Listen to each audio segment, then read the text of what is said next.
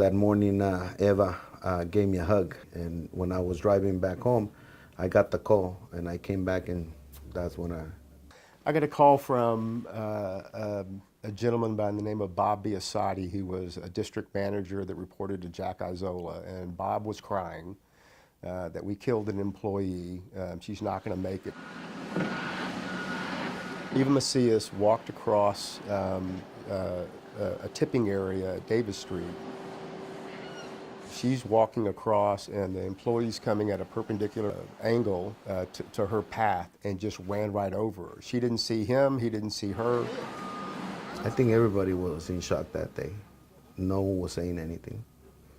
Yeah, no one had words coming out of their mouth to express, what had happened here on site.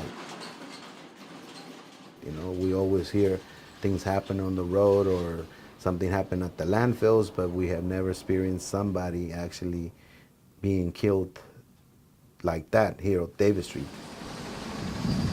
And being someone as close as she was for us, someone that will come in an hour and a half prior to her shift to make coffee for the rest of the employees, and being that was around Mother's Day, and I gave her a hug, it was really, it still hurts me. When we went and talked to the daughters of Eva Macias and her husband, and he believed that he would spend the rest of his life with his wife, right? That they would grow older together. That already had 3 daughters and they had grandchildren, and I'll just. As much as it's painful to talk about it, you have to bring it back and refresh everyone's memory that this site has suffered some fatalities, and we need to not feel complacent, and we need to always be on the guard and looking out on our surroundings. No one's immune. No one's immune. I mean, a fatality can happen, a serious injury or a fatality can happen anywhere. Transfer station, MRF, landfill, hauling company.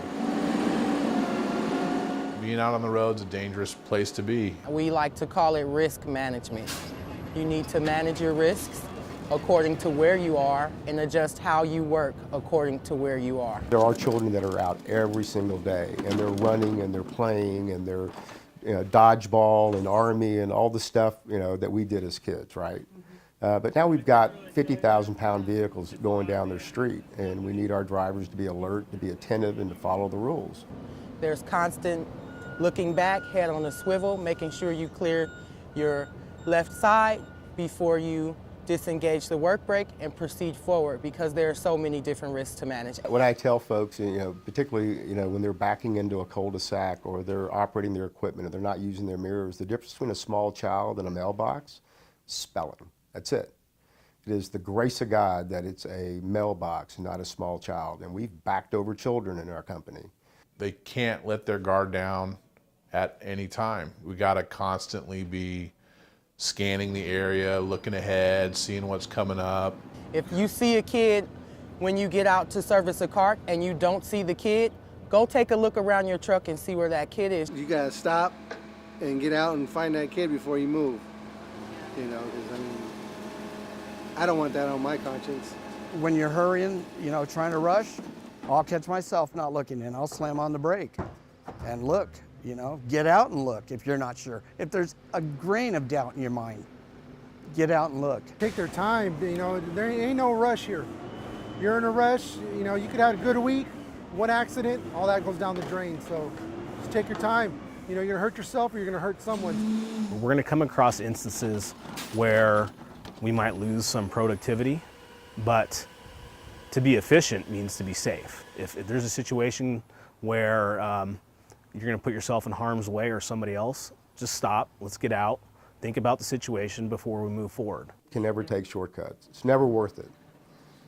What you're basically saying is the shortcut is worth my life or the life of somebody else. It never is. The question I ask myself, and I want other people to ask themselves, is if it was my wife, my husband, my significant other, my son, my daughter, my mom, my dad, somebody I care deeply about, would I want somebody engaging in this type of activity around them? Because you're risking human life. You're risking their safety and you're risking their life.